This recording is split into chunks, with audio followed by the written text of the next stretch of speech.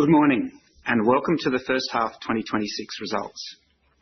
We are in Brisbane today, therefore I acknowledge the traditional custodians of this land, the Turrbal and Yagara people, and pay my respects to the elders past, present and future, for they hold the memories, the traditions, the culture and hopes of Aboriginal Australia. We must always remember that under the ballast, sleepers, rail systems and office buildings where Aurizon does business was and always will be traditional Aboriginal land.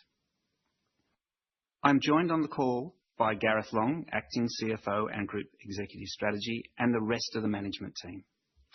This morning, we announced the appointment of Ian Wells as CFO and Group Executive Strategy commencing in April.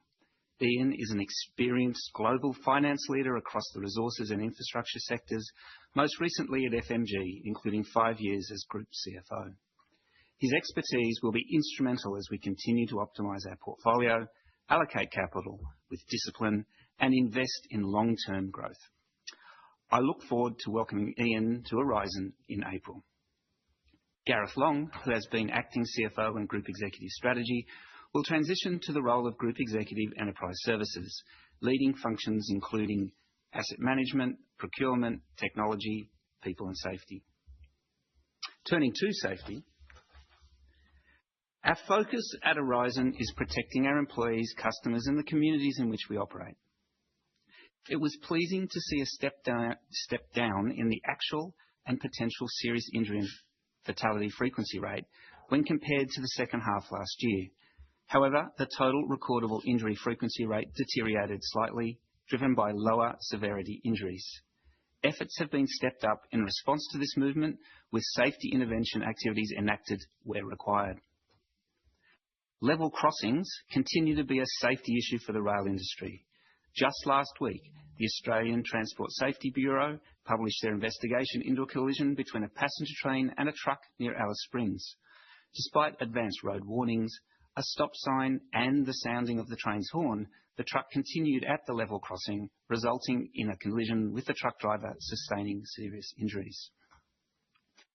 We have updated our community engagement program, reframing the importance of waiting at a level crossing as an act of responsibility for the people that matter most. The billboards have been rolled out at target locations and will also be used across social media. Collectively, we must step up efforts and investment to improve safety at level crossings. This includes the rail and road industries, all levels of government, enforcement and road safety agencies, and the general community. Turning to the results. Today we present a strong set of results and, more importantly, represents the continued execution of strategy. That is, disciplined coal and network business units, specifically noting increased reliability in the Central Queensland coal network, bulk and containerised freight growth, including lower cancellation of services, and strong shareholder returns driven by capital efficiency. Underlying EBITDA increased by 9%, supported by solid contributions from network, bulk and coal. Revenue growth was driven by regulatory revenue and higher volumes, while disciplined cost control, including the successful execution of last year's $60 million cost-out program, further strengthened our position. This performance has flowed through to underlying NPAT, free cash flow and, importantly, to earnings per share, up 20% with the impact of the buyback program being seen. Reflecting the stability and resilience of the business, and with the expectation of lower capital growth, we increased the dividend payout ratio to 90%. Further increasing shareholder returns, today we announced an extension of the buyback program by $100 million. This follows the completion of around 85% of the original $150 million buyback announced in August. Turning to the business units. Although volumes were flat, network earnings increased by 4%, driven by higher regulatory revenue. Importantly, a customer-supported submission on a new 10-year undertaking was lodged to the regulator in December. The agreement brings certainty to all network stakeholders and, from an Aurizon perspective, increases revenue across the undertaking period. Coal earnings benefited from a 1% volume uplift, improved yield and disciplined cost management, delivering a 6% reduction in unit costs. 2 coal contracts have been extended to FY 2028 and FY 2034 respectively, pushing out the contract book as shown in the appendix. You may recall that we will have available capacity in the Hunter Valley once a contract comes to a close in June. As noted at August results, we have three options regarding the deployment of this capacity. They are pursuing tender opportunities, maintaining spot fleet capacity, and/or reappointing the assets to bulk. Each of these options remain available at this time. Bulk earnings increased to a record first half result of $117 million, up 39% on the prior period. The uplift was driven by higher volumes and the non-recurrence of prior year impacts, particularly the provision for doubtful debts. Volume growth was supported by increased base metals haulage, including BHP Copper South Australia, new iron ore customers, and additional grain haulage due to lower cancellations in the context of a record harvest in Western Australia. Earnings for the other segment, including containerised freight, declined by $11 million, entirely due to the prior period, including legal settlement proceeds of $18 million.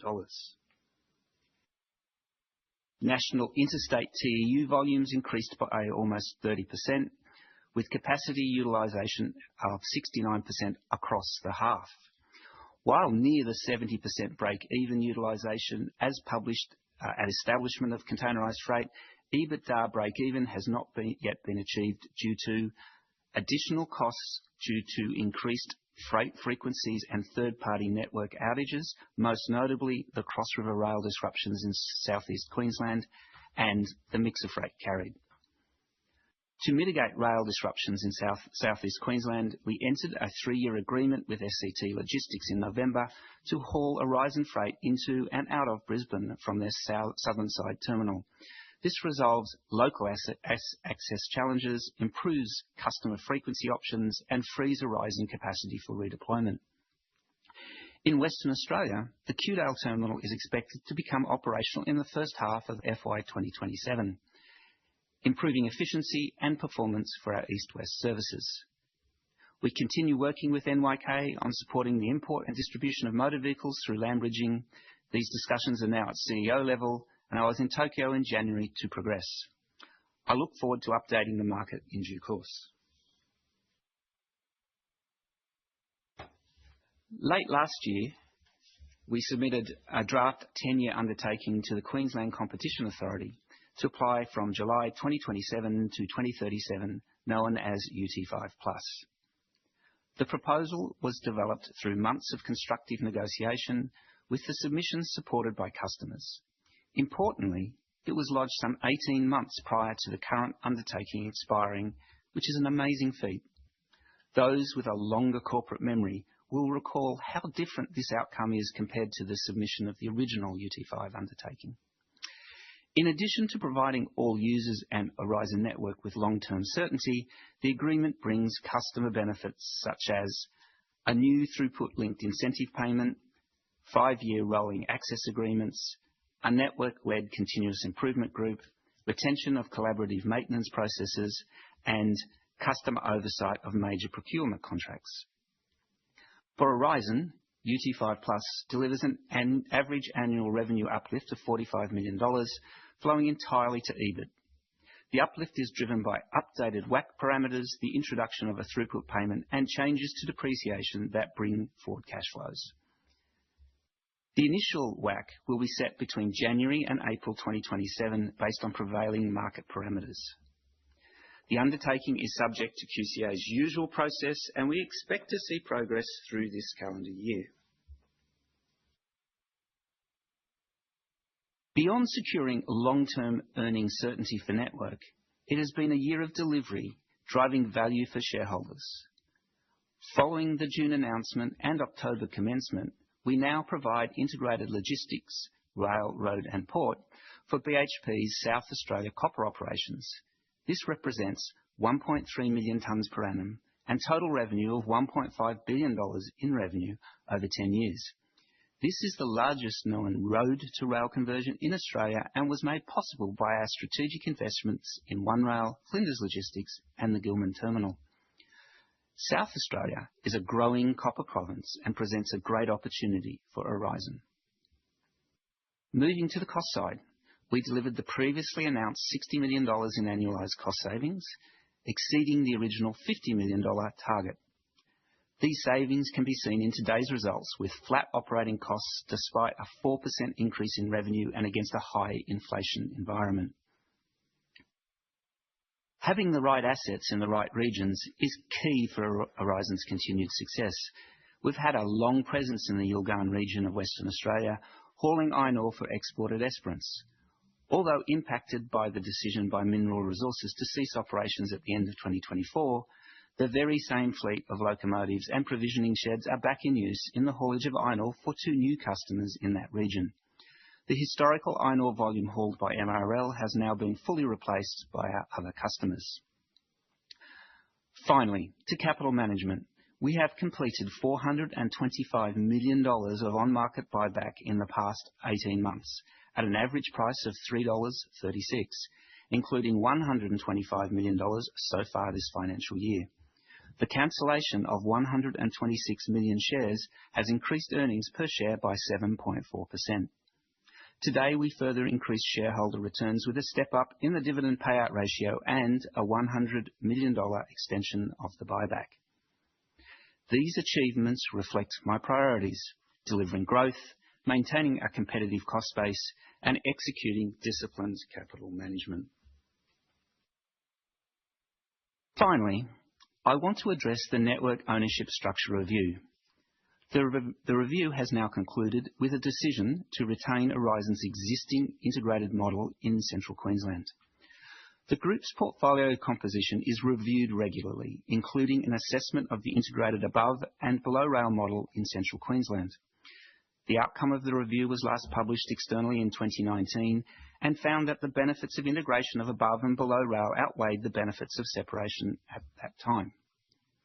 I commissioned a new comprehensive review last year, considering the same assessment criteria as previous review, with a particular focus on shareholder value. The review assessed a broad range of whole-of-business and minority structure options for Network, including monetisation and demerger scenarios, noting that a transaction would be pursued if it delivered shareholder value. An investment bank was appointed to assist in running a comprehensive market sounding process for potential alternatives. Each alternative was evaluated across numerous valuation benchmarks, and discussions were held with more than a dozen institutional investors. Retail brokers were also consulted to investigate investor appetite and valuation metrics. The review and recommendations were independently assessed by Flagstaff.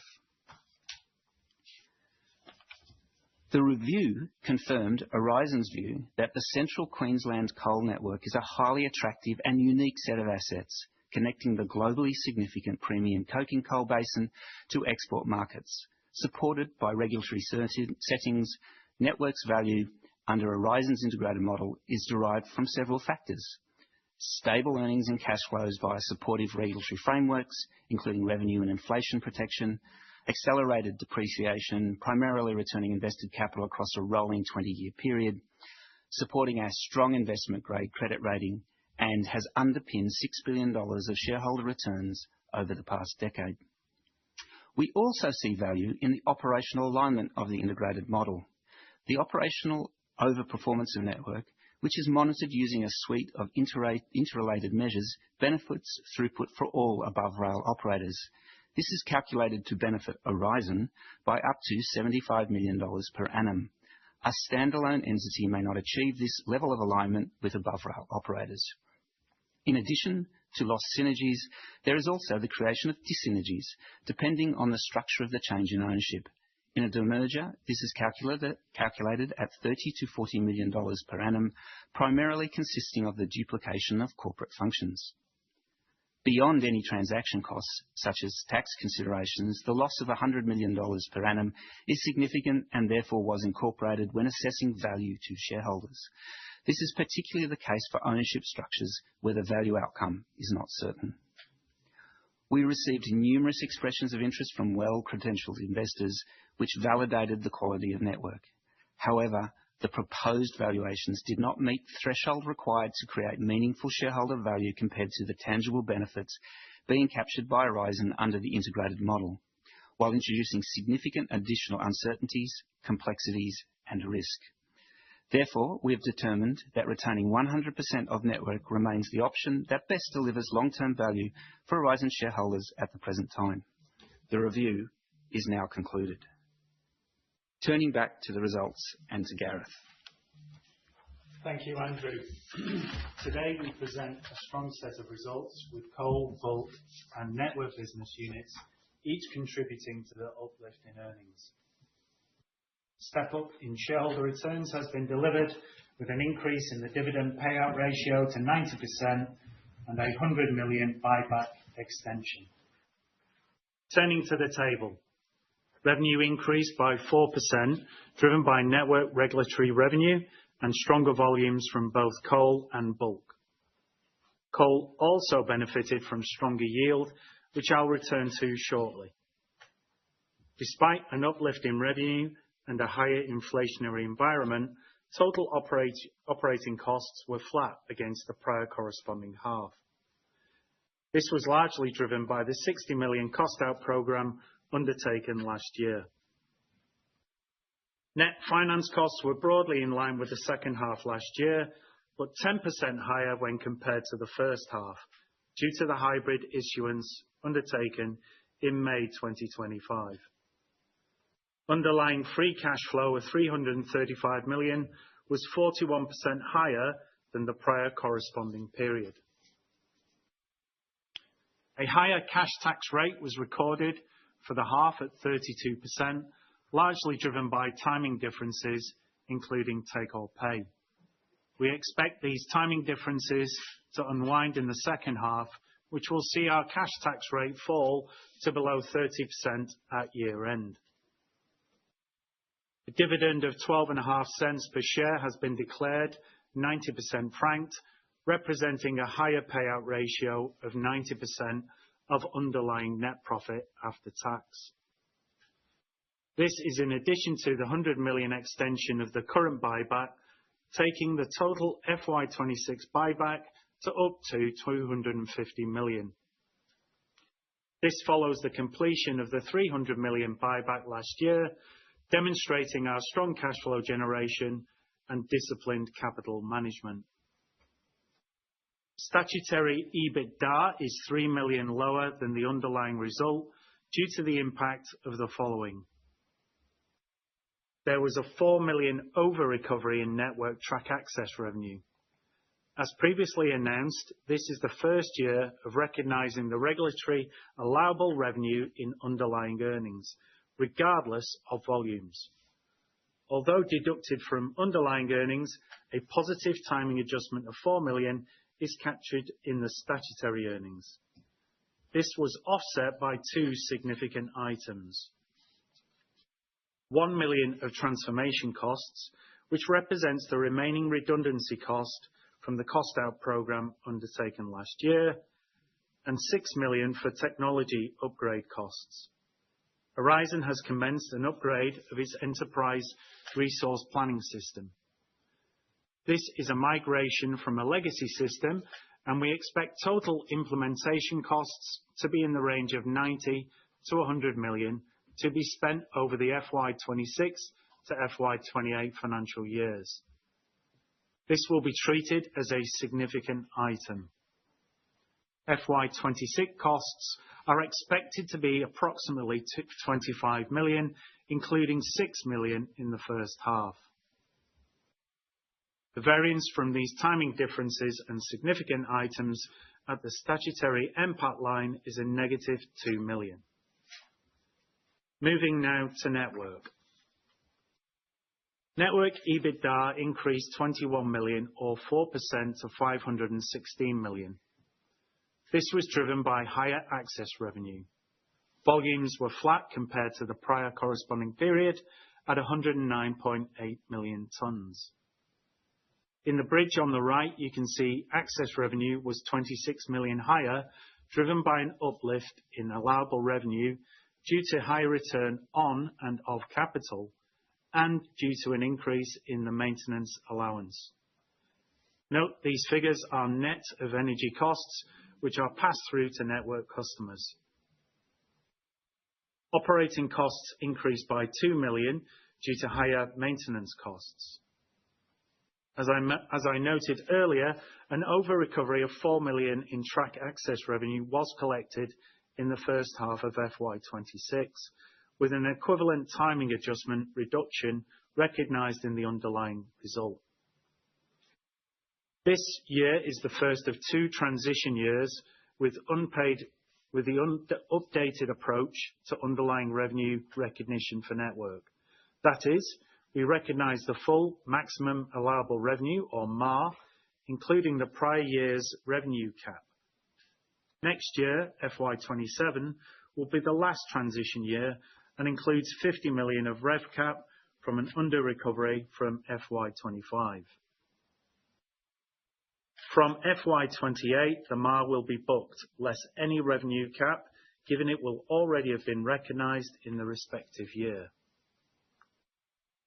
As usual, in the appendix, we include a full MAR table, including the revenue cap adjustment I just spoke of, in addition to the impact of the long foreshadowed end of GAPE from FY28. The table also includes preliminary values for UT5 Plus from FY28. Moving to coal. Coal volume increased 1% to 101 million tonnes, with revenue increasing by 3%. We also saw a reduction of 4% in operating costs, which resulted in an uplift in earnings of 13%. In the EBITDA waterfall chart on the right, you can see the benefits of the additional tonnes hauled, equating to 9 million net of the costs of hauling the additional volume. Inside the dotted area, we show the yield increase of 10 million. You may recall in August last year, we provided full year guidance for coal, including the expectation of lower yield. That is, the benefits of price indexation were expected to be negated by an unfavourable customer mix on a rate per tonne basis. As can be seen in the chart, the customer mix impact on yield was limited, resulting in the overall positive yield. Operating costs decreased by 15 million, supported by the rollout of TrainGuard, in addition to benefiting from favourable maintenance scheduling. We do expect second half earnings to be lower. This is due to the anticipated customer mix having a negative impact on yield and higher operating costs driven by both projected haulage and the reversal of the favourable maintenance scheduling mentioned earlier. Moving now on to bulk. Bulk earnings increased to 117 million, an uplift of 39%.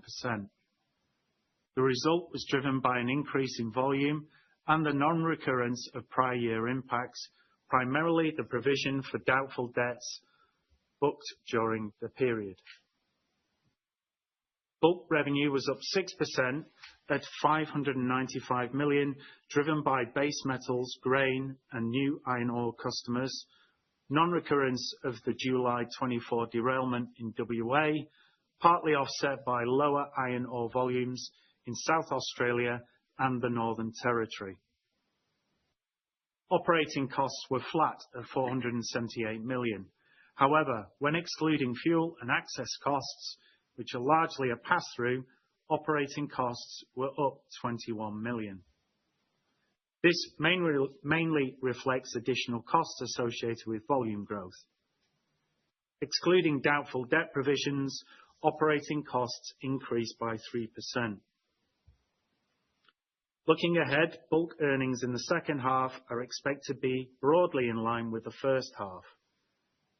Potential upside from the ramp-up of contracts that commenced in the first half, including BHP Copper and the new iron ore haulage, is expected to be largely offset by weather impacts and third-party track closures experienced in January, as well as further third-party track closures in Queensland anticipated later in the year.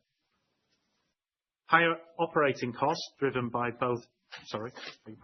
while containerized freight doesn't have a dedicated slide in today's presentation, as it is not reported as a separate business unit, it's worth calling out the continued momentum we saw during the half. Volumes increased by 23% with the second half last year. However, despite this volume growth, higher operating costs were incurred primarily to mitigate the impacts of the Cross River Rail project in South East Queensland. With the previously announced SET contracted solution in place, we expect a stronger second half. Now moving to gearing and funding. As shown in the chart, the work undertaken during the half has further lengthened, smoothed, and diversified the funding profile. Aurizon's credit profile continues to remain attractive to bank and debt investors, with the network's recent refinancing and upsizing of its institutional loan facilities being just under 2 times oversubscribed, despite a reduction of the existing margins.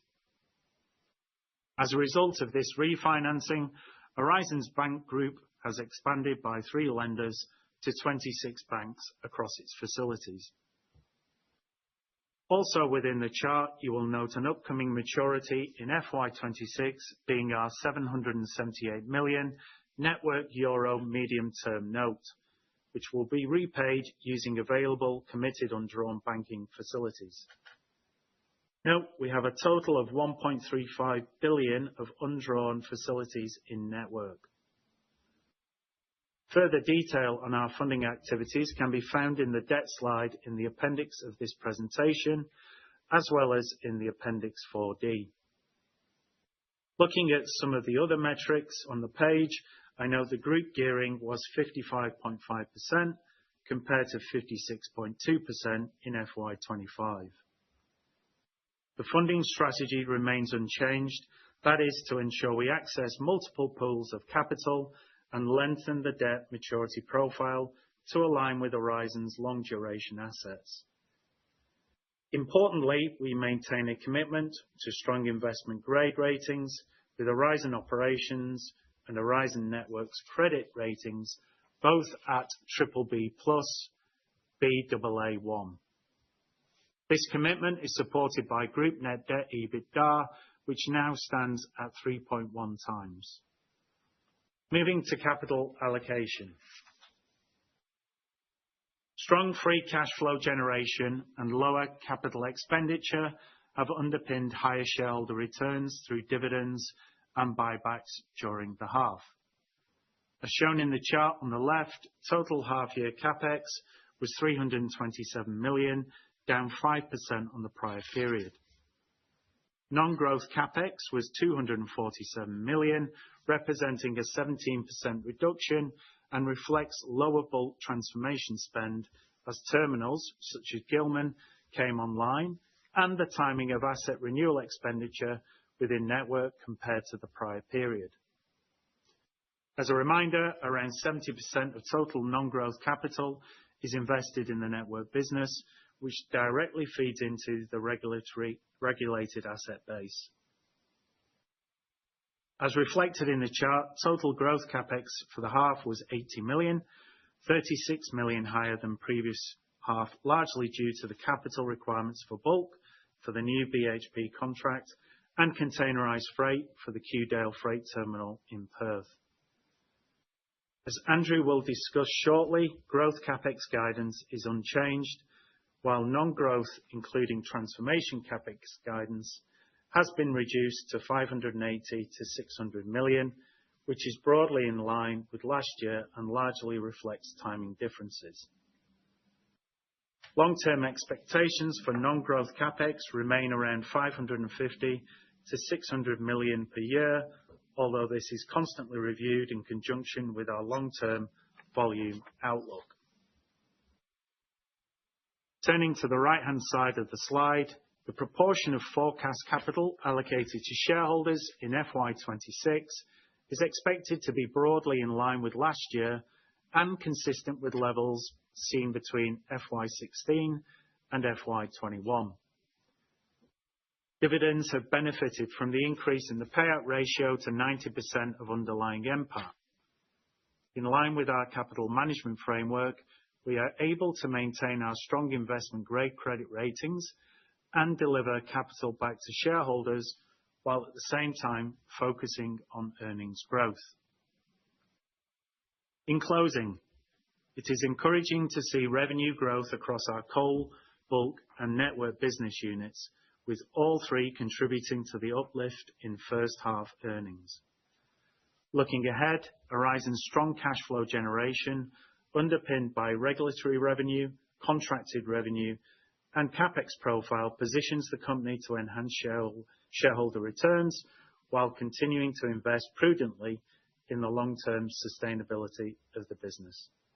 Thank you. I'll now hand back to Andrew. Thanks, Gareth. Turning to the outlook. Group underlying EBITDA has been maintained at $1.68 to $1.75 billion. Due to the uplift in the payout ratio, we have increased the expectations for full-year dividends to 22 to 23 cents per share, up from 19 to 20 cents per share. Non-growth CapEx is now expected to be $580 to $600 million, including $30 million of transformation capital. This was previously $610 to $660 million, including transformation capital. Growth CapEx has been maintained at $100 to $150 million.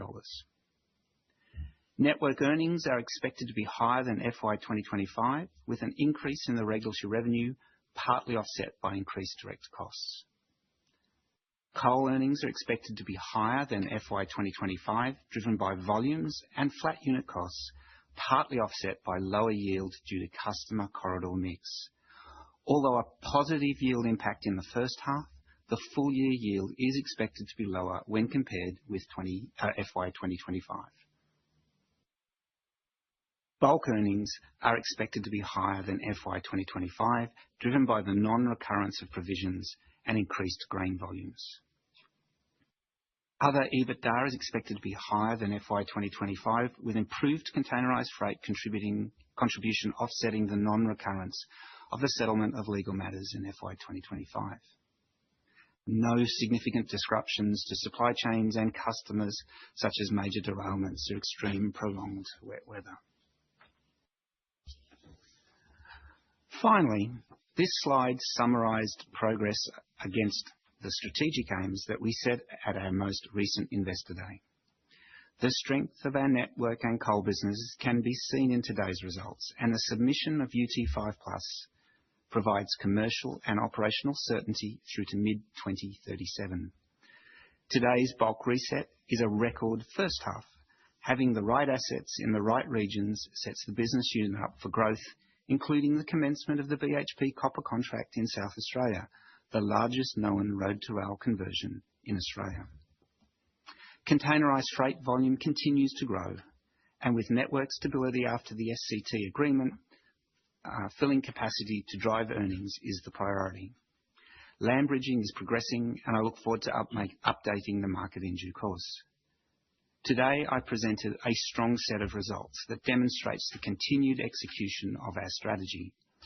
Disciplined coal and network business units, specifically noticing increased reliability in the Central Queensland coal network, bulk and containerized freight growth, including lower cancellation of services, and strong shareholder returns driven by capital efficiency. I'm excited about the opportunity ahead of us, and most importantly, continuing to deliver against our strategy. Thank you, and I will hand over to the operator for questions. Thank you. If you would like to ask a question, please press star one on your telephone and wait for your name to be announced. If you would like to cancel your request, please press star two. If you are on a speakerphone, please pick up the handset to ask your question. Your first question today comes from Anthony Moulder from Jefferies. Please go ahead. Good morning, all. If I can start in coal, the contract loss in the Hunter Valley that's for FY 27. Previously, I think you've said that there are contracts coming up for renewal through the Hunter that could be you could win to effectively replace a large proportion of that volume. I appreciate cascading some of the equipment to bulk was also an option, but can you just give us an update as to how you're thinking about contract wins in the Hunter Valley for that replacement volume, please? Yeah, sure, Anthony. I might get Ed to talk about that because he's obviously very focused on it. Yeah, thank you, Andrew. Thank you, Anthony. Yes, very focused on it. I can't talk about specific customers or contracts, as you'd understand. What I can say is we're in discussions with several Hunter Valley customers regarding our available capacity. We're also processing FY27 ramp-up nominations from other customers in the Hunter Valley, so we're still in the planning processes. As Andrew mentioned, we're actively pursuing some tender opportunities at the moment, and also weighing the option of whether we keep spot capacity installed to chase volumes that our customers can't deliver, or surge with our existing customers. Beyond those options, we've always got the potential to redeploy assets, people to bulk, which we've got a track record for doing so back and forth.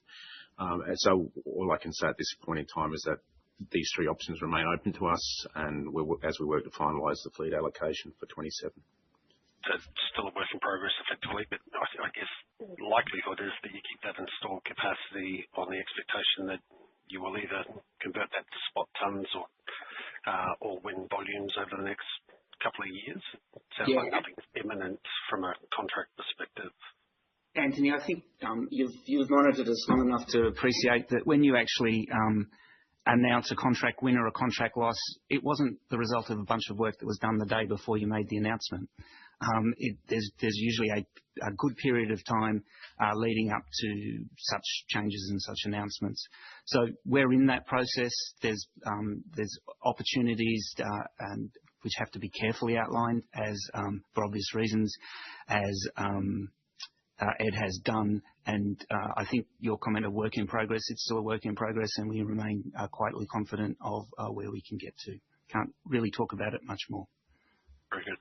If I can move on to the sustainability of the lower maintenance CapEx, sounds like some of that's more a timing issue. Is that how we should think about the maintenance CapEx spend? And then obviously if you can comment more on either further projects that will require that sort of 100 to 150 million of growth CapEx going forward. Seems like you're coming to the end of that investment phase for growth CapEx. Is that a fair expectation for beyond 26, I guess?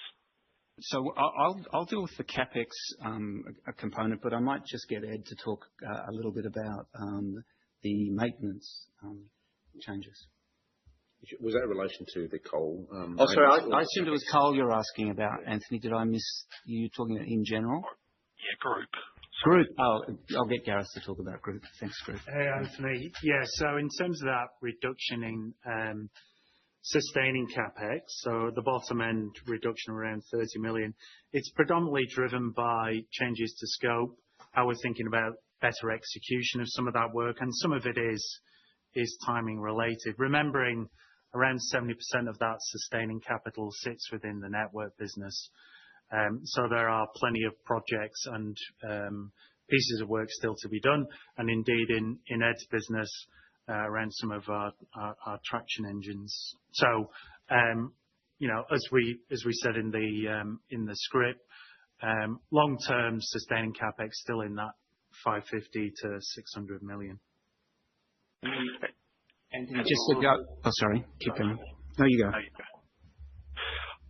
just had one final question that was around, sadly, containerised freight. It looks like it continues, obviously, to get tougher. I appreciate that a lot of that difference in this year, or this half's result, is as a consequence of the cross-city rail, cross-river rail. But confidence in that business, obviously, not only getting to break even, but to a point in which you are returning a return on the invested capital in that containerised freight business above WACC? Yeah, look, I'll get George to talk about that now that he's had more than 6 months' experience operating that part of the business. He can talk about it in some detail. Thanks, Andrew. Hi, Anthony. Yeah, there were three things that impacted containerised freight in the first half, Anthony. The first was cross-river rail closures. That effectively meant we had extra cost in the business because we were paying for SCT to perform that hook and pull, and we were holding on to train crew on the East Coast. We now have certainty with SCT arrangement for 3 years, so we are not holding that same level of installed cost. The second one was track closures, which were high, in particular in September, that impacted the containerised freight business.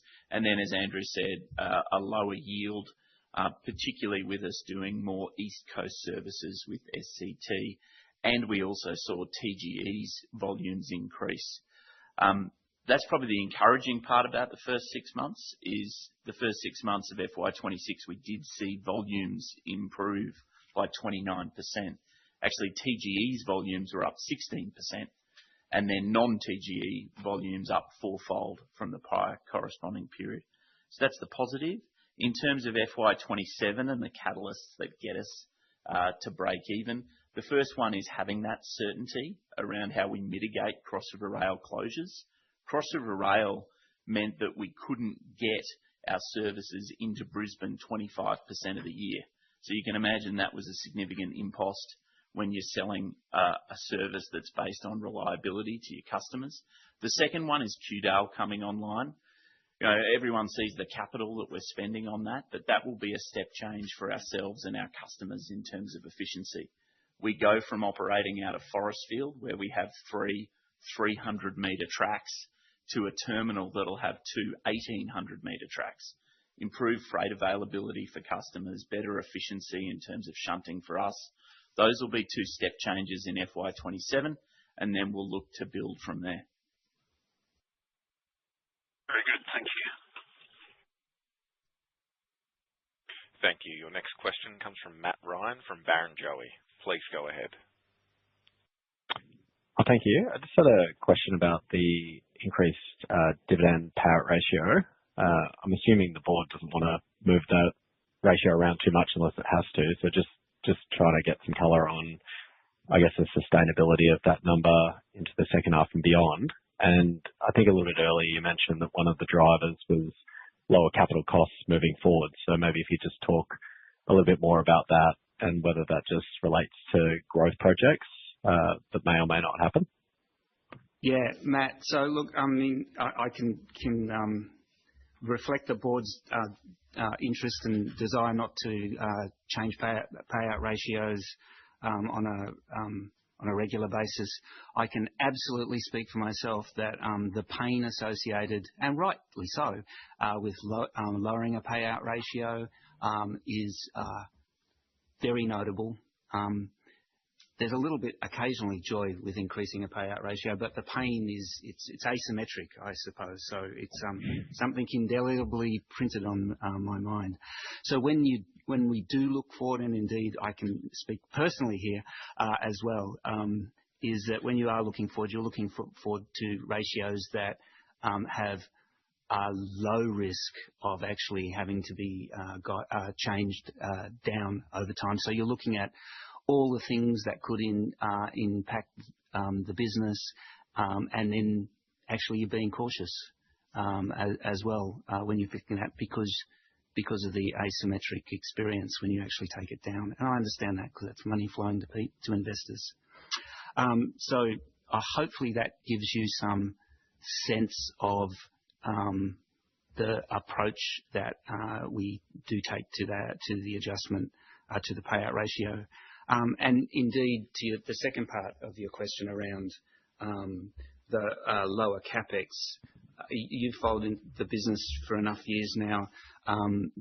When we talked about some of the capex that we were indeed spending in advance and that did not have contractual backing, sort of like intimately, which included we include such things as the building of the Kewdale terminal in Western Australia, and as George said, that's coming to completion in the not too distant future. So you're seeing those things finishing, and then you're seeing although more growth capital being spent on things that have got a contractual backing, like the BHP Copper South Australia arrangement, which is a 10-year deal, but it does include the building of the Pimba terminal. And so there's capex that's associated with the construction of that. It includes some other equipment that we assemble for taking containers on and off the trains and such forth. So you can expect us not to there's still growth, plenty of growth opportunities available, contract back opportunities. So you can expect us to spend capital associated with that going forward. Does that help add the colour that you're after? Yeah, for sure. And just maybe one follow-up to do with that. So there obviously seems to be a lot of inflation in things like train kits and presumably a lot of the other things that you have to spend on. So just thinking about this guidance that Gareth or colour, I should say, around the 550 to 600 being the long-term target. What are the things that you guys are doing in order to offset those inflationary pressures through your CapEx line at the moment? Yeah. So look, there's I'd say a bunch of different issues. So I mean, if you go and think actually non-financially and thinking operationally, we do spend after every one of our CapEx, or any CapEx expenditure of note, we go back through and we look at what we could have learnt from how we conducted that, both at an operational construction level, and we take learnings forward. You've seen one of the responses that we're doing, for example, that we go through. The business is looking at multi-year arrangements where that allows us to actually generate more certainty for a supplier group, and they bid tighter for that sort of potential work. And that's in areas like in the network where you're seeing CapEx expenditure, which is the same type of expenditure, but it's executed over multiple years and those sort of things. So putting pressure on scope performance and actually the contractual bidding side of it, and then looking at the actual execution that we do. We've changed the way we do maintenance of the rolling stock fleet from a large scale,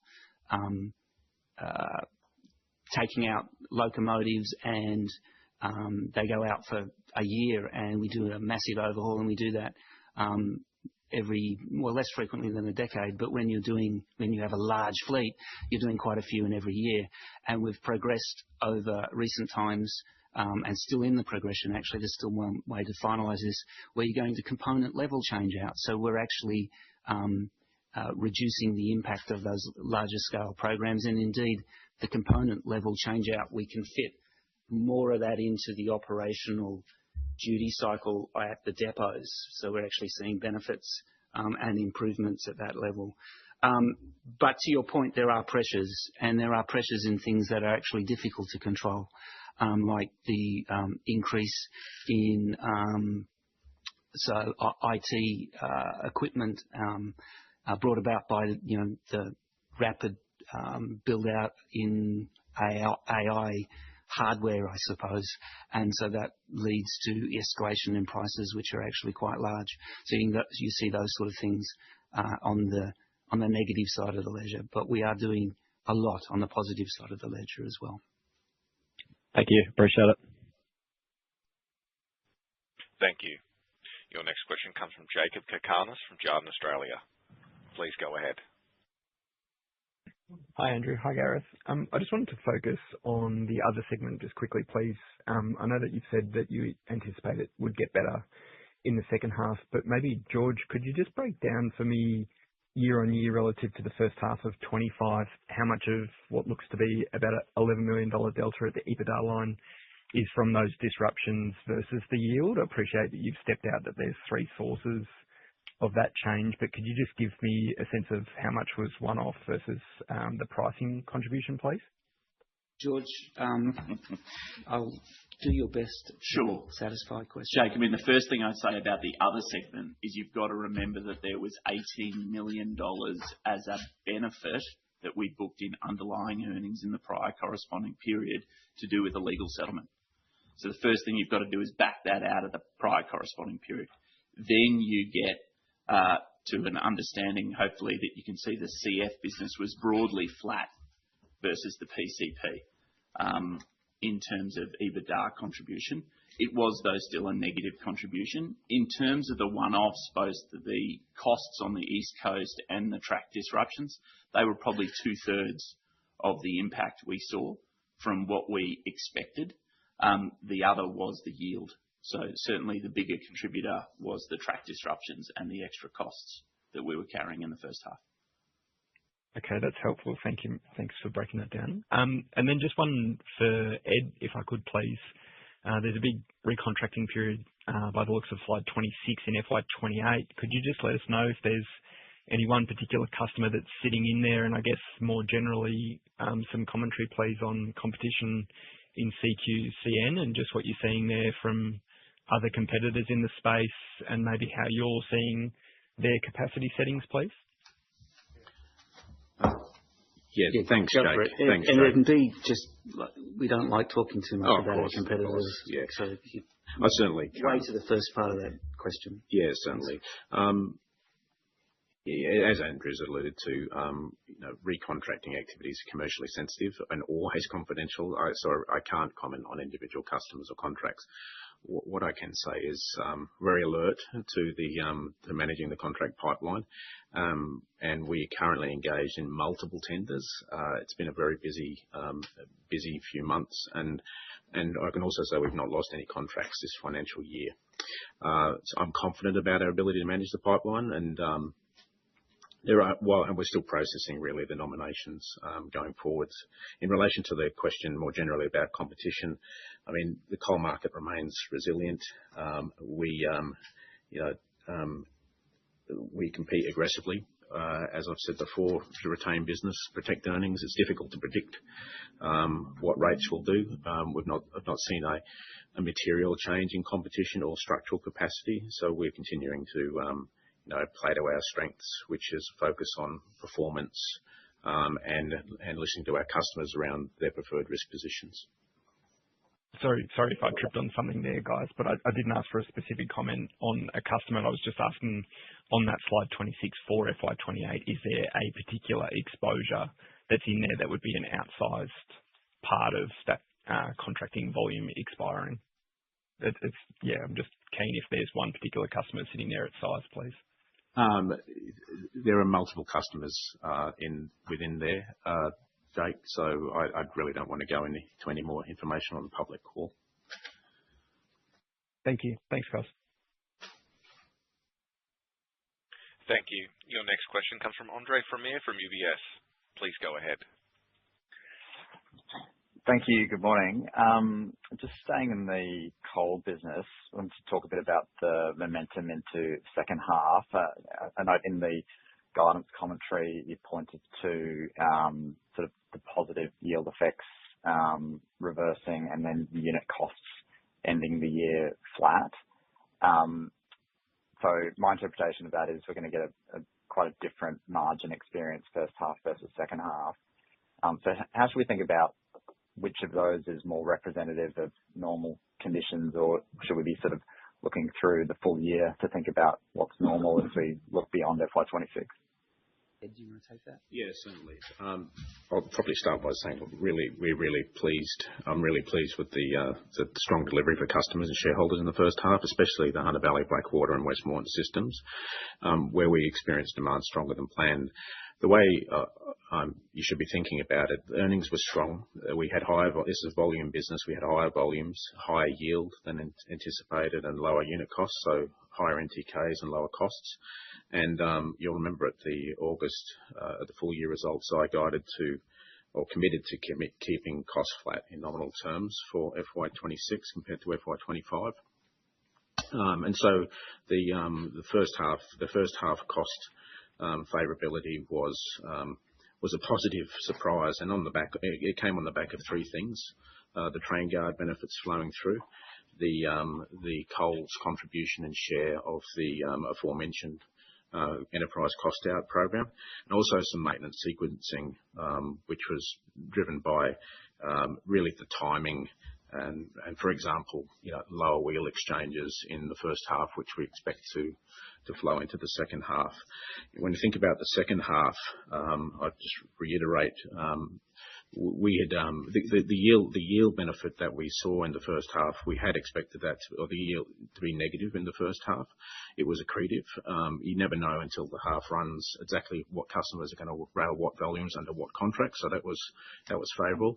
That said, we do expect that to unwind in the second half, and the second half yield to be negative, and for thinking through the full year, to be more reflective of our August guidance comments. So I'd reiterate, we expect costs to be flat in nominal terms across the year. I'm still committed to that. Noting there's some second half headwinds, some changes in customer mix, and the expenditure on maintenance that we didn't see in the first half. Okay. And there's another part of the outlook commentary that just, as always, suggests that the guidance is based on no significant disruptions, including from extreme wet weather. What have we seen so far in the wet season? I understand that there's still plenty of time to go, but are we tracking sort of above or below that sort of normal weather experience?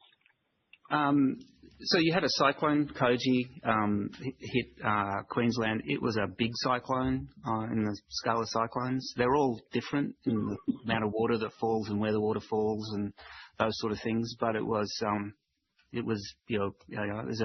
a reasonable experience. Obviously impacting people's lives, but from a business point of view, it wasn't one that you'd go, that was an easy one that hit. If I just stick to commentary about Queensland to give you an idea, we did see, and I raised the comment, we did see resiliency in the network improve. We have been spending money on improving the resiliency in the network. You've probably heard me talk about simple to imagine or articulate issues like better drainage to get the water to move faster, and indeed not pool near the track, which causes formation failures over time, which leads to speed restrictions and or higher maintenance and those sort of things. So we've actually seen, after working at that for a number of years now, we've actually seen it through one cyclone and been positively impressed by what the work led to. I do go back to my opening statement: I'm not trying to take nature on and say that we can resist all cyclones, but it's likely based on the data and the experience that the network is more resilient than it has been. We will continue to spend that money with customer support, and indeed they are supporting it because the benefits are tangible. So that's the network business at a very high level. If you go to the bulk business, the Mount Isa to Townsville line was out for the month of January, and so that's not. It's been out for longer and it's been out for shorter, but it's definitely not evidence of an improvement in resiliency that we're seeing that in the CQCN. So that's a drag on George's business. It's a regular drag on the business through the wet season. If I was to stand back and look at how volumes are impacted by wet weather, our experience through the wet weather to this point in time, or the wet part of the year through to this point in time, despite fairly normal heavy weather, the business has performed better.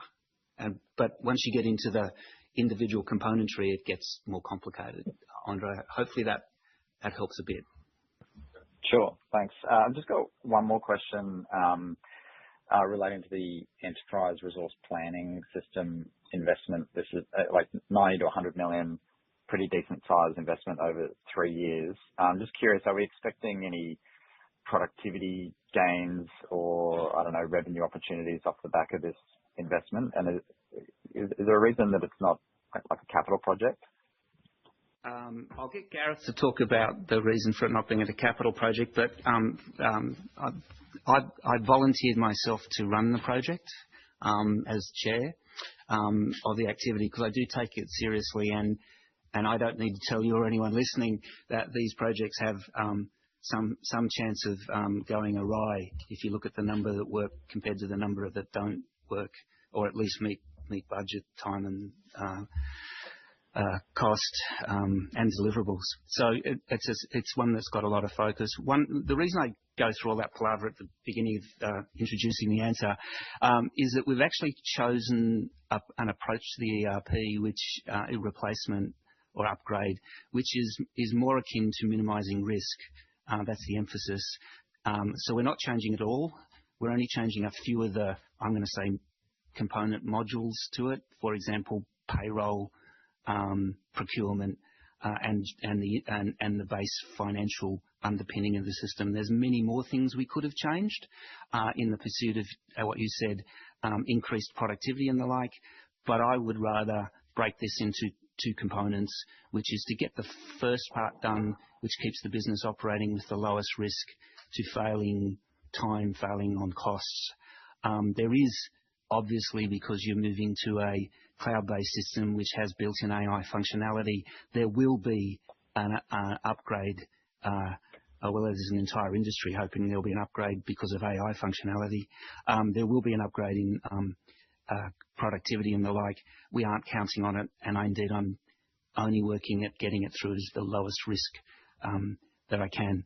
After we do that and we put those changes behind us, we will move through other parts of the functionality, but we'll do it on the basis of a fair chunk of change management having been done, people familiar with the system, and then we'll add further components as we go over a longer time scale. Hopefully that gives you an idea of what I'm trying to do. Yep. Thank you. Oh, sorry. And sorry, Gareth, you needed to answer some question there. Hey, Andre. That's the reason why it's expensed as opposed to capitalized is because it's software as a service. Got it. Thank you. Thank you. Your next question comes from Justin Barrett from CLSA. Please go ahead.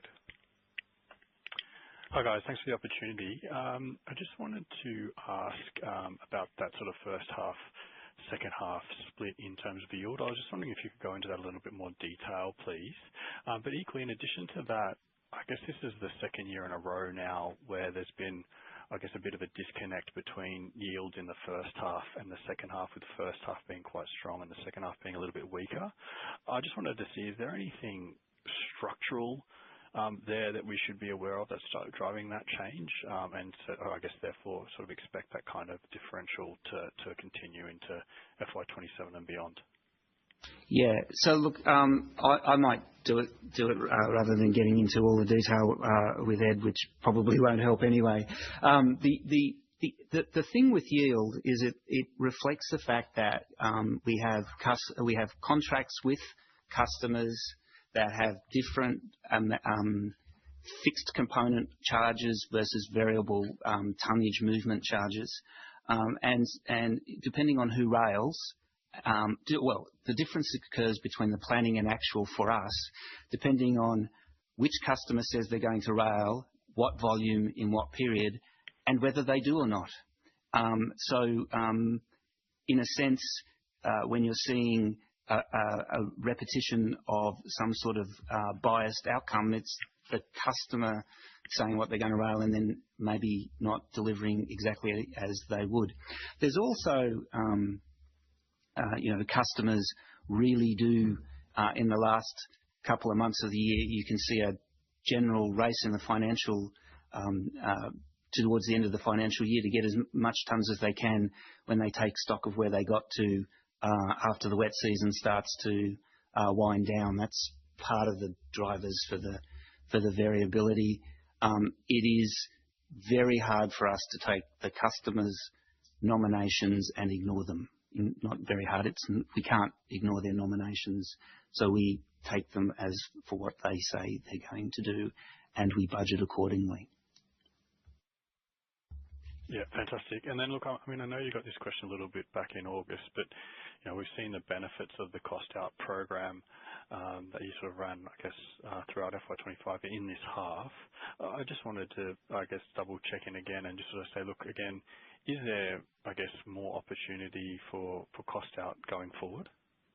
Yep. Well, let's get Gareth to talk. He's moving into a new role, which will have a reasonable focus on improvement. So, Gareth, do you want to talk about some? Sure. So yeah, I mean, we're pleased that we've seen the delivery of that 60 million continuing to flow through 26, Justin. In terms of further programs, we haven't got any program in execution at the moment, but it won't surprise you to hear that we continue to focus not just on the cost, but also the productivity and the utilization of our assets, facilities, and how we do our business. So that will continue to be an enduring feature of how Aurizon conducts its business. Great. Thank you. Thank you. Your next question comes from Cameron McDonald from E&P. Please go ahead. Good morning. Just want to get some detail around the provision reduction and the write back. You've said you've had some recoveries in bulk. Can we get some detail around that, please? Gareth, can you provide some detail, please? Yep. Hey, Cameron. So yes, you'll note within the accounts, you'll have seen a half-on-half improvement in impairment for doubtful debts to the amount of 7 million. That is, a good approximation for sums that we've managed to recover. Okay. So, and that, is there any expectation that you'll recover any more? What's the outlook for some of those increased provisions from last year? Yeah. So listen, I mean, we continue to work and pursue all legal and commercial avenues, Cameron. I wouldn't expect there to be a material addition to that recovery, but as I say, we continue to work with all parties. Okay. Andrew, can I just sort of ask a more strategic question? If I look at the annual report from last year, the LTI for non-coal EBITDA growth is now 283 to 326% growth. That's up from 131 to 157 minimum maximum the year before. That seems like, an extraordinary growth rate, but also, just trying to get a sense of how achievable you actually think that is, given not only the current delivery to date, but secondly, the reduction in sort of what has been, non-growth CapEx growth CapEx that. So how can you achieve that without putting more capital in? Great question. And I'm going to get George to talk about the deliverability of the future. The point that I would make is that from a strategic point of view, we've been assembling assets and business activity that allows us to get into new contracts that we were unable to get into before and access a broader profit pool. So an example of that, which I've used a lot, but I'll use it again, is the BHP Copper South Australia contract, where we assembled 3 businesses, which is not the sole purpose of buying the One Rail business by any means, but we had the One Rail business. We bought the Flinders logistics business to get the terminal access, and you put those together so that you actually can then provide the full service offering, which we knew the customer was chasing. So there's numerous opportunities that expand out of that particular area and that particular assemblage of businesses, and then we're doing similar things. I should say, with the nature of bulk is it is similar in that there's rail activity and there's port activity, but they're all different as well. We're doing similar style of things across the country. So what I might do is just hand to George so you can build.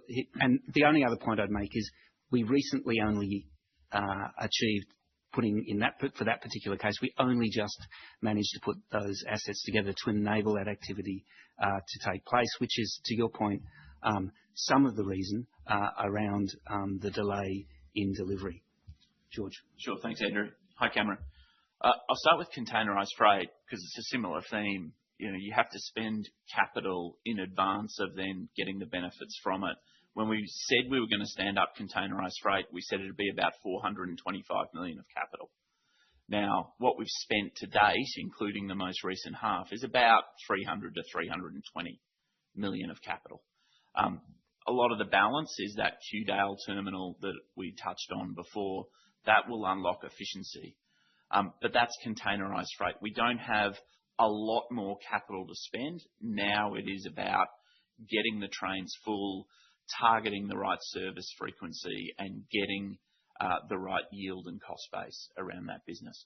When it comes to bulk, I think I said in August, the most important customer we have is our existing customer base. So what do I mean by that? As Andrew said, we've got a great footprint. We've got 5 port terminals. We've got 2,500 kilometres of track infrastructure. We've got over 200 locomotives that we can draw on across the business.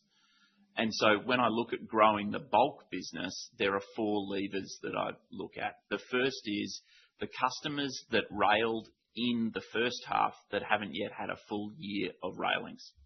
AG River, Yilgarn and BHP Copper. We started in the first half of FY26, but you're yet to see a full year of railings for them. The second driver is cancellations and waste in the supply chain. We've reduced cancellations by 2% compared to the prior corresponding period, but they're still too high.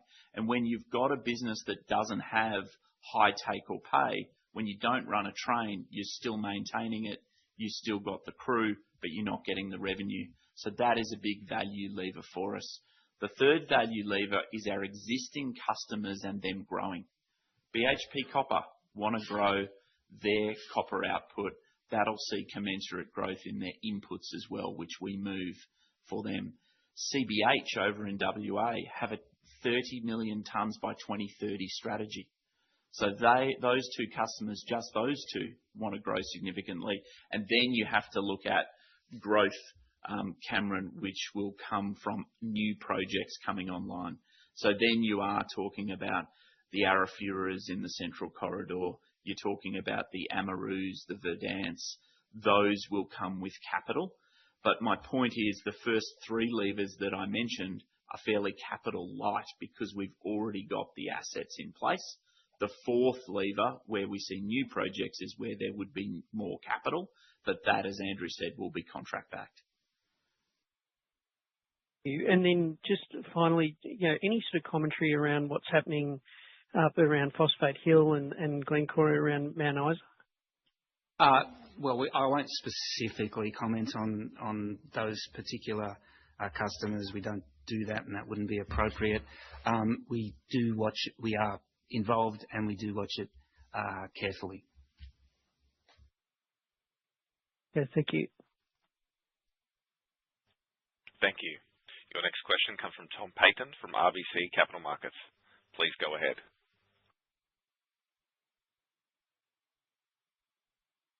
Pardon me, your next question is from Rob Coe from Morgan Stanley. Please go ahead. Good morning. Congratulations on the result. May I just ask you a couple of questions about the network review, which you've given us the decision on now. Thank you.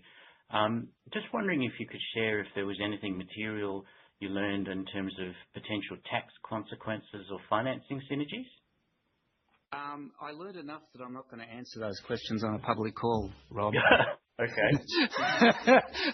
Oh, yeah, definitely not going to answer those questions on a public call. Sorry. No, that's okay. Respect. Okay. My next question is on coal, maybe for Ed, but just wondering if you could give us any colour on how EBAs are going. From memory, I think you have some Queensland train crew and maintenance EBAs up this year. Yes.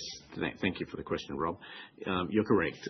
We are currently negotiating both enterprise agreements, actually, in New South Wales and Queensland. And the New South Wales one expired in November and the Queensland one expires in March.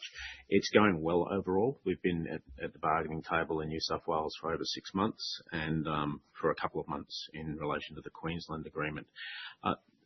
This is the fourth time in the last 16 years that I've overseen the renewal of these agreements. I'm confident that we're going to resolve negotiations in due course, and of course, we're keeping our customers well informed and remain committed to meeting their needs. The tone of these negotiations is always different, and I'd characterise these ones as constructive. We're engaged with our employees and their representatives, and as always, we're trying to strike the balance between claims that are commercially sustainable with productivity improvements necessary to preserve the viability and performance of the business over time. Good, thank you. Sounds good, and wish you well with it. Maybe a final question. I note you've got a incoming new CFO and group exec strategy with a bit of FMG experience. And I understand that FMG are taking delivery of some battery electric trains.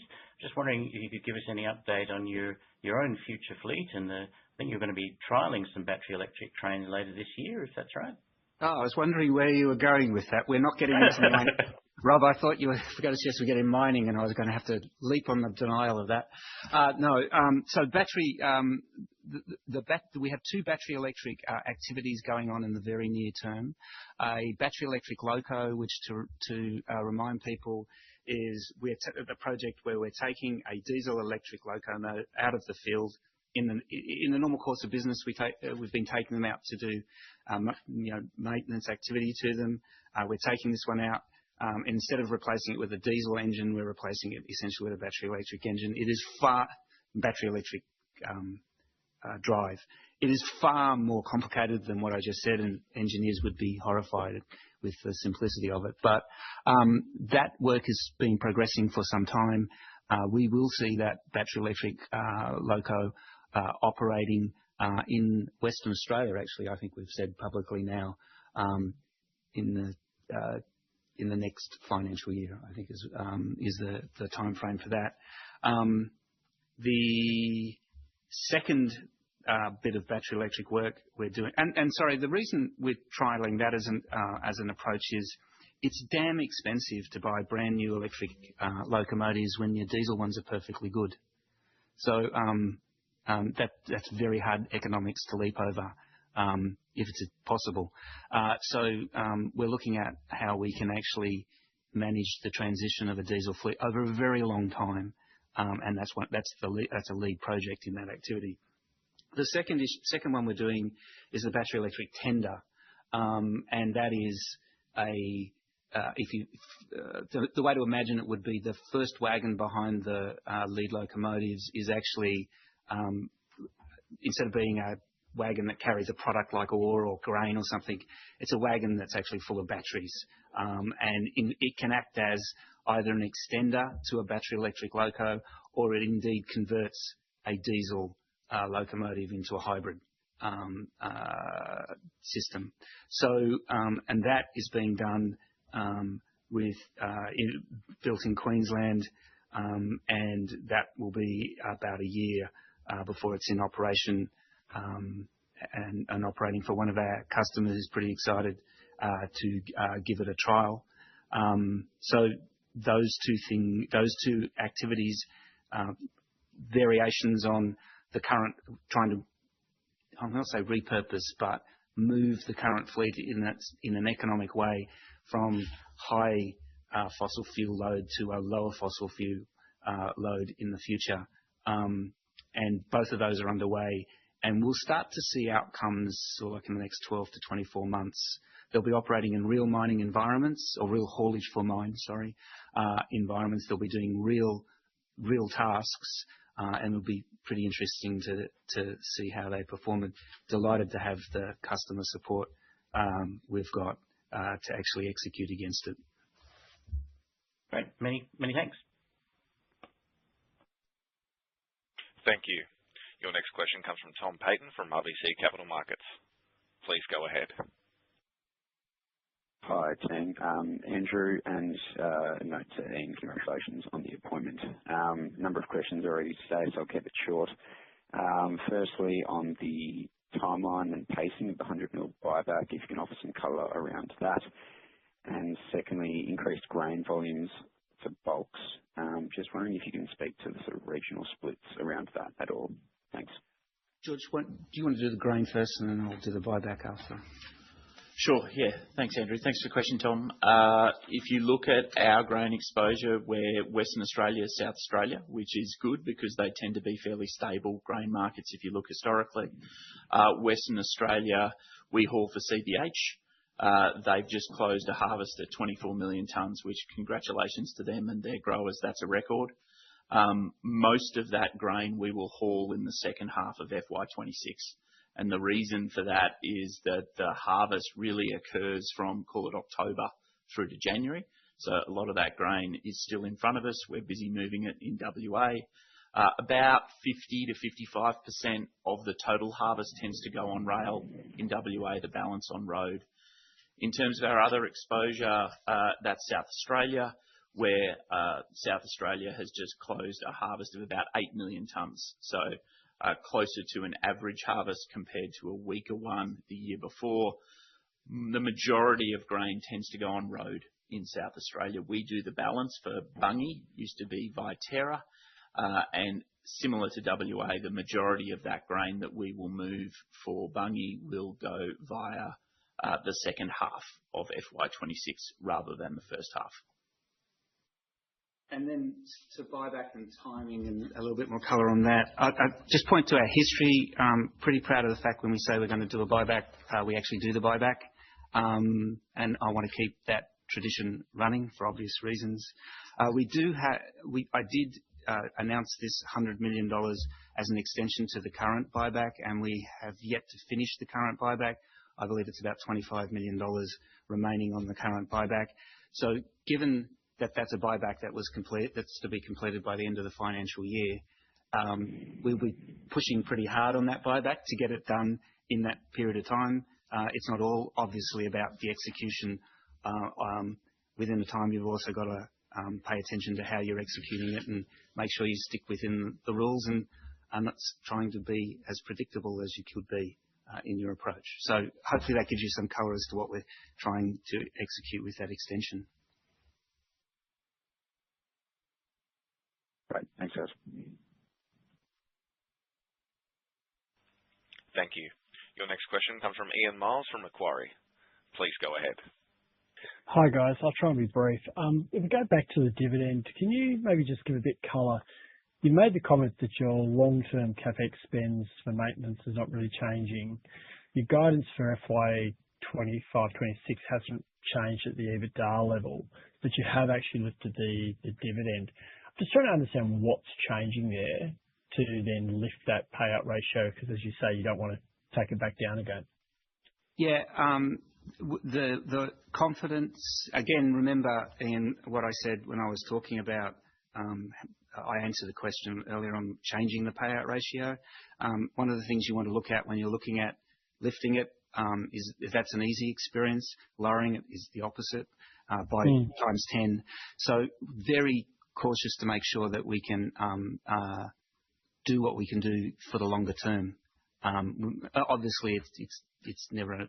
There's always things that could change in the future, could change your mind, but you really want to go into it with a view that it's something that you don't want to lower unnecessarily. So we've got a lot more information. We're 6 months further on than the last time we talked.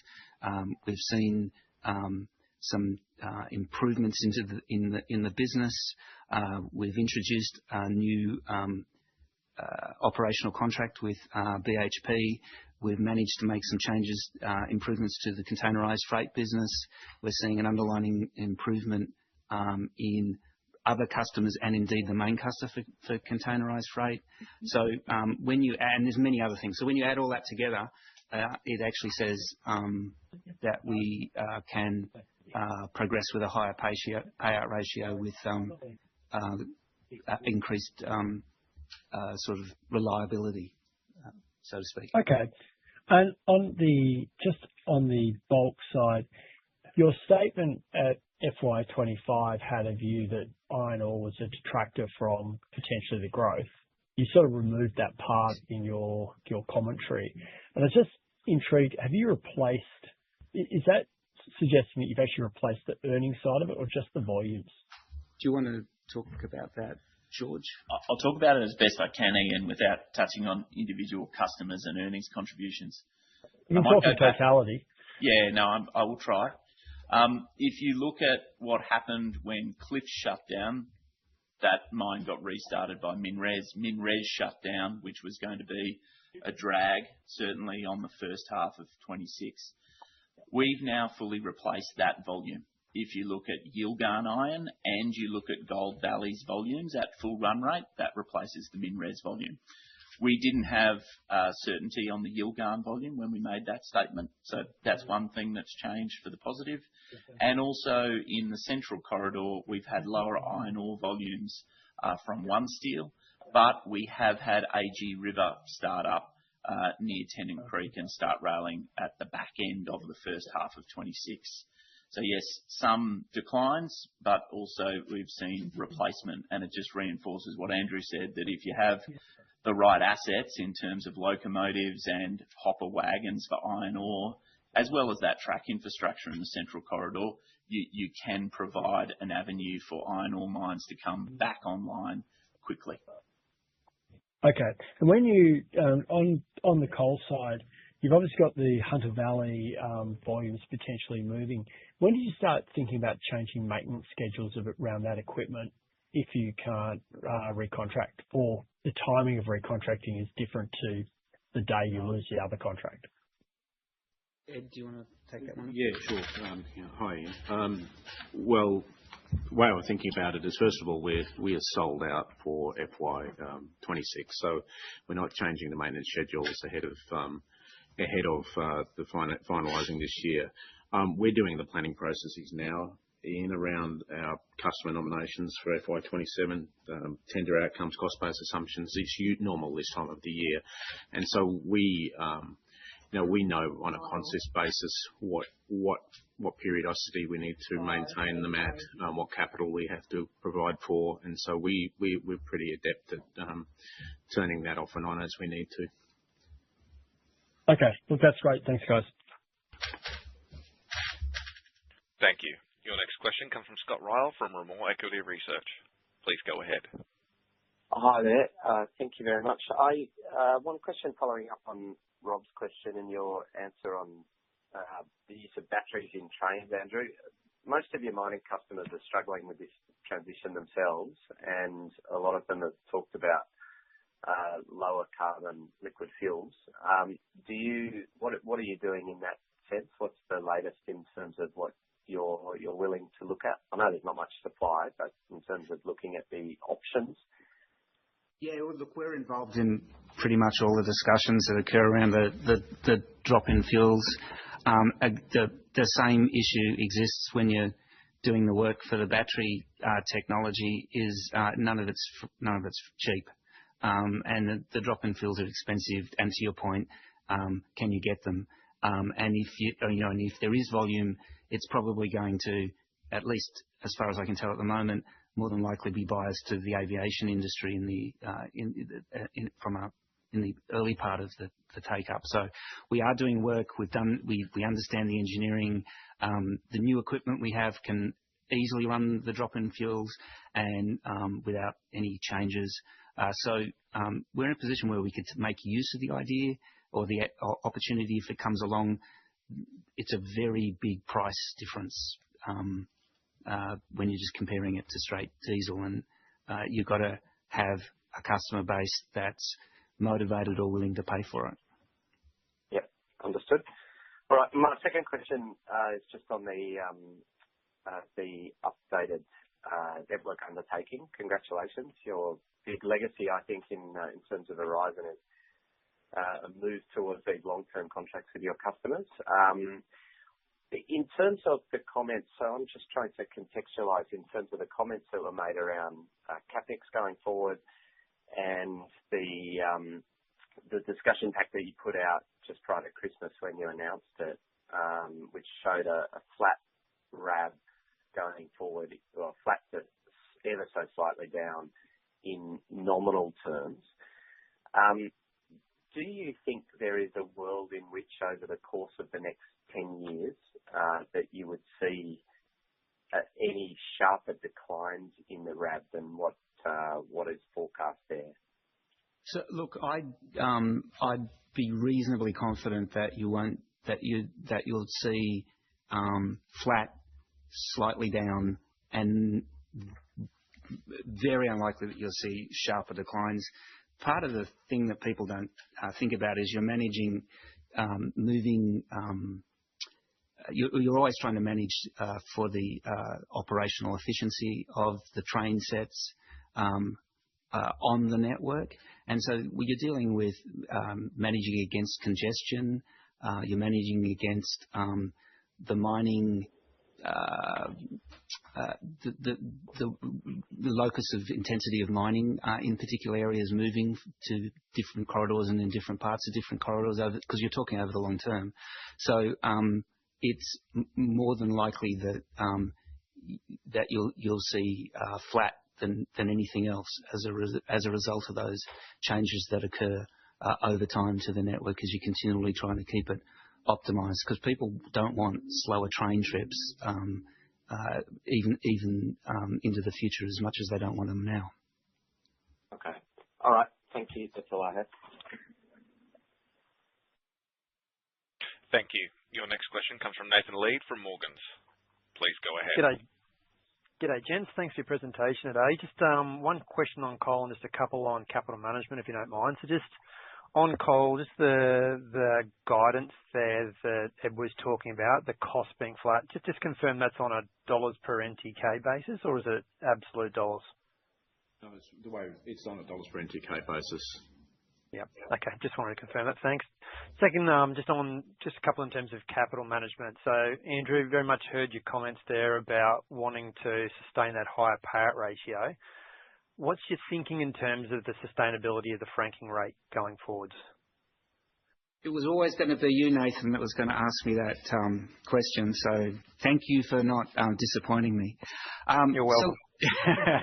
So look, and I'll get Gareth to come in if there's anything that needs to be added to it. Look, if you looked at when we had 100% payout ratio, we had a franking at around 70%. We've looked forward, and we don't want to make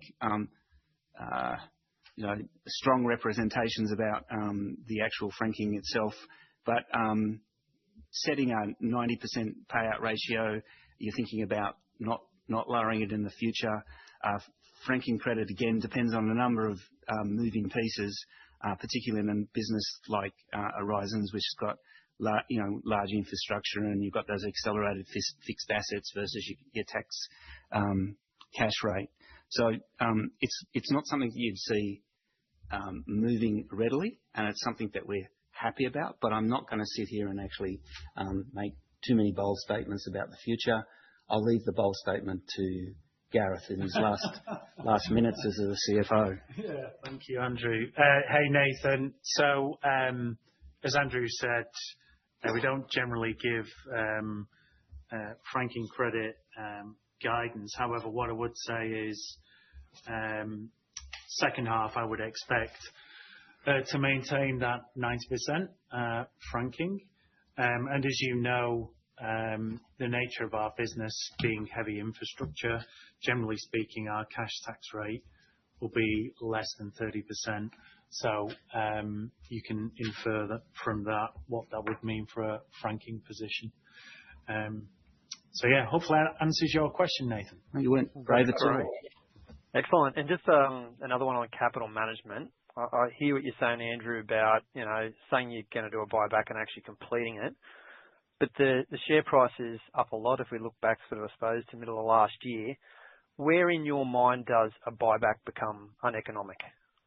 Right. I know I'm not going to answer that question, Nathan. What I can tell you is when we look at extending the buyback, and we look at our tradition that I want to maintain of keep buying, of completing buybacks, I was working on being able to achieve both of those. Okay, thank you.